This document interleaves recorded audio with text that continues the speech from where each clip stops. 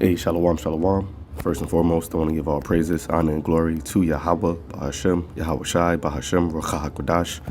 Double honor to the apostles and elders of Great Millstone. Peace, love, salutations, and blessings to the house of David, which is the elect. And, I just want to touch on this article real quick. And I have also another clip that I want to touch on, as today being so-called Christopher Columbus Day. Or what they're now trying to, call just to please the poor, and pander to really, the Israelites of the so-called Native Americans, which are Israelites of the tribe of Gad and Reuben. They call this day now Indigenous Peoples Day. However, nonetheless, the atrocities and the evils that were done unto, the Israelites that were here in, North, Central, and South America, as well as the ones that they brought over from West Africa, the Southern Kingdom, are still things that are being perpetrated today, and the effects of it are still felt today, and you have this article, as you see, coming from the New York Post. It says Christopher Columbus was a Sephardic JOO from Western Europe, study finds. Okay, so, and I've heard this before.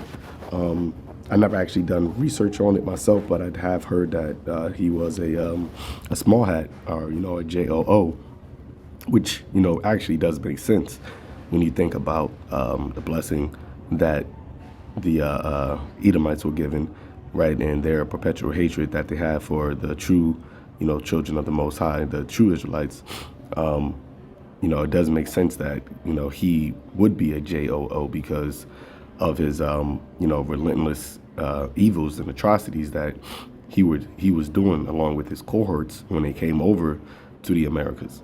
Okay, so I think they were saying that, for some time it was controversial, what his heritage was, or where he was from, or X, Y, and Z.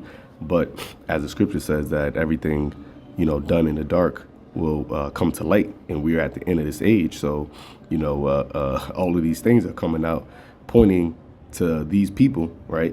These people, which we know biblically as Amalek, really being the spearhead of the cancer of the earth, which all of Esau, Edom, is the cancer, the wicked of the earth. But his head tribe, Amalek, is the one that really just goes around causing hell wherever, and death wherever he goes.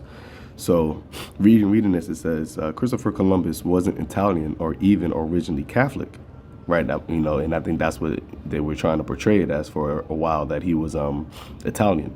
It says, but instead a Sephardic JOO, likely from Spain, who had hid his heritage to avoid persecution, a new genetic study suggests. And, something that I always find interesting is the fact that, and this is how you know that they're not really the people, because how can you hide yourself from being a JOO amongst other so-called, white people?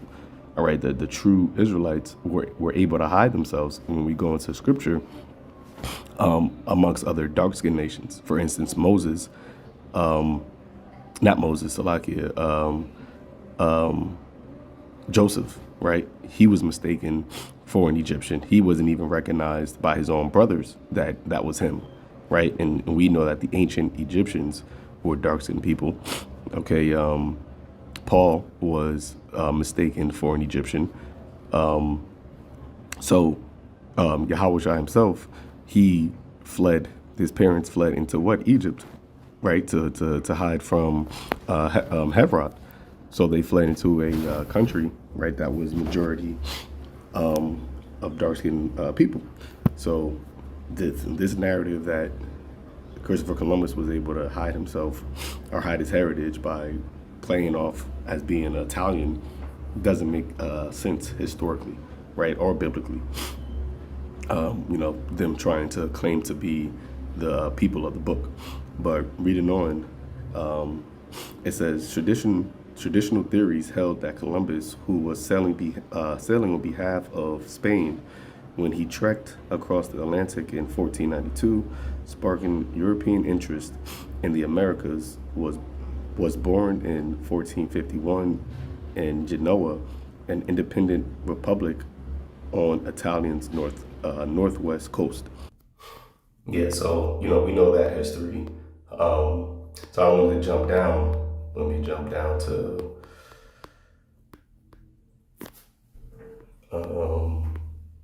where was it? Okay, it says aside from questions about his origin, Columbus' legacy has been swamped with controversy, mostly stemming from his barbaric treatment of the indigenous people who lived in the Americas before he arrived. Okay, and that's what we as being Americans were all taught, right? Christopher Columbus and his voyage to the New World, and through those Europeans coming over here, they found this new land and yada yada yada, and that was all something that was to be celebrated. But really, there was a whole other side, which really is more important because of the treatment of the people that was living here when he arrived here. But that's not what's told in history, right? That's not what's told in the schools, right? That's not what's being brought out. How these what they call Europeans came over here and were barbaric to the indigenous people that lived here, right? And they want to call them, savages or Indians, et cetera, when they really were the barbaric people. They were the savages, once they came over here. And as you keep reading, it tells you that his men cut the hands off of natives on Hispaniola, which is modern day Dominican Republic / Hades, right? It says if they failed to provide gold every 3 months, the Washington Post has said. See, because what was the god of Esau, right? He named his first son Alafaz, which means my God is gold. So this is why they were in such a bloodthirsty hunt for the riches that were over here, in the Americas and the Caribbean island. Okay, that's why you got places like Puerto Rico, which means rich port. Okay, Costa Rica, rich coast, because of the gold and silver and all of the other precious stones that were over here. But they used the natives to gather those gold and silver, right? So reading on, it says his crew also chopped off the legs of native kids who tried to run away and aided in the sex trafficking of 9 and 10-year-old girls. See? So this is the legacy. This is the history, right, of so-called Christopher Columbus and this day that is celebrated every year, I believe, since 1934. Okay, and these Edomites, they are proud of this history, right? They're proud of this legacy. But see, they only talked about the one side of finding this place, finding the New World. They didn't like to speak about what they did and how their forefathers actually were acting when they came over here. You see? But as I said before, the scripture says that everything done in the dark is going to come to light. And now that the truth is out, Esau is becoming more and more embarrassed by it, right? And he's trying to hide it, and appease the ones that he has been being barbaric to for this whole all these generations, right? The inception of America was built off of the blood, the death, the barbarism of the Israelites, all 12 tribes, right? Starting with the natives that were here, right, which were the Northern Kingdom, and then taking the Southern Kingdom in what is known as the transatlantic slave trade, okay, from Spain, right? The first slave ships was from Spain and Portugal, and then bringing them over here to the Americas, and treating them the same way now, or even worse, right, than they were treating the northern tribes that was already over here. And this was all, like I said, it was all spearheaded by an Amalekite, okay, known as Christopher Columbus. So you have that, and then now you have this woman, which, come to find out, she's a small hat herself.